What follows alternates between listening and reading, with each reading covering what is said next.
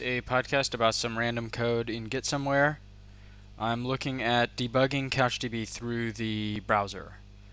This code is the Node.js CouchDB branch that I'm working on in Apache. What I've done is run npm install CouchJS. So with this CouchJS command available, that will provide the JavaScript for CouchDB to use. So the idea is pretty simple. Start spinning up a JavaScript VM. What I've done in this case is made a design document with a validation function. So this will run every time a document is updated. The code runs the debugger keyword to attempt to break execution and place the debugger at that spot.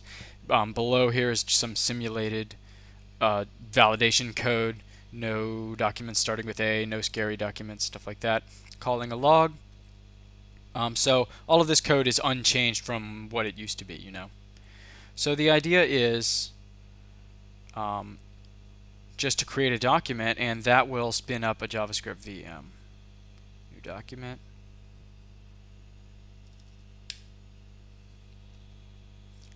So since this document was stored and it passed validation, the JavaScript engine is running now. So the idea is nothing's changed. Everything runs the same that it always has.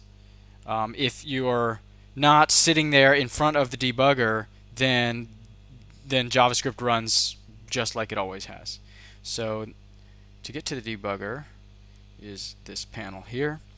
It's going to list processes which are running a JavaScript VM. So you basically hook into it.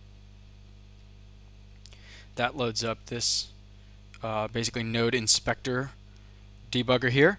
So with that running, the next time I save this document, ideally this is it's gonna break the execution and place me into the debugger.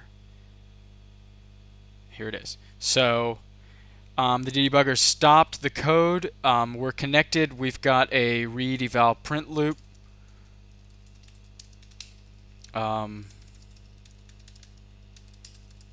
So kind of everything is there to help, I don't know, debug or figure out some problem you might be having. We can also, since you can access anything that's in there in JavaScript, one thing that you can access is the log function, so we can log things.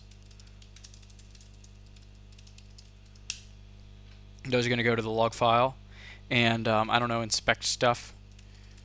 New doc.scary.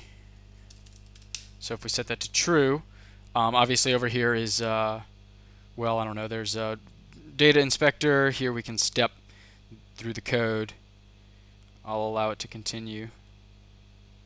And there's the error message thrown, too scary. So obviously I've been poking around in the debugger, changing things. That's not too good, but the idea is debugging code. Thanks.